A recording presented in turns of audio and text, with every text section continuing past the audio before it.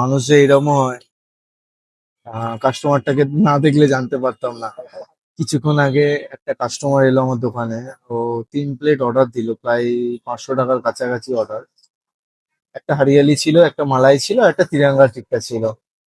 তো অর্ডারটা আমি প্রিপেয়ার করছিলাম, তারপরে উনি কোথাও একটা গেল, বললো যে আপনি বানান, আমি আসছি।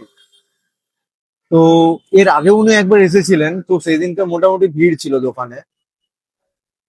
ওরা এখন 2-3 প্লেট অর্ডার দিয়েছিল, প্রায় 300 টাকার কাছাকাছি। তো অর্ডারটা দেওয়ার পর আমার সাউন্ড বক্সের কিছু প্রবলেমের কারণে আওয়াজ হয়নি। তো উনি বললো পেমেন্ট হয়ে গেছে, তো চলে গেছে। আমি লাস্টে যখন দেখছি তখন দেখলাম যে পেমেন্ট হয়নি।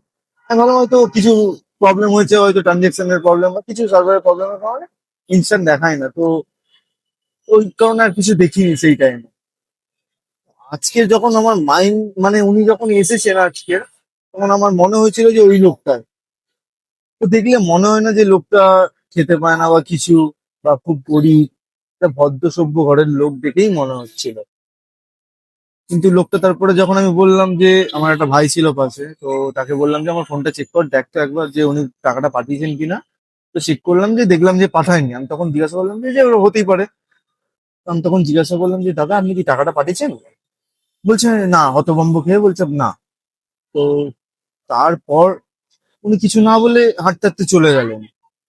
আমি যখন ওকে বললাম যে ওনাকে গিয়ে বল যে আপনার অর্ডারটা রেডি হয়ে গেছে, কিছুটা দূর গিয়ে উনি বলছে আমি টাকাটা আনতে চাই। আজব পাবলিক ভাই!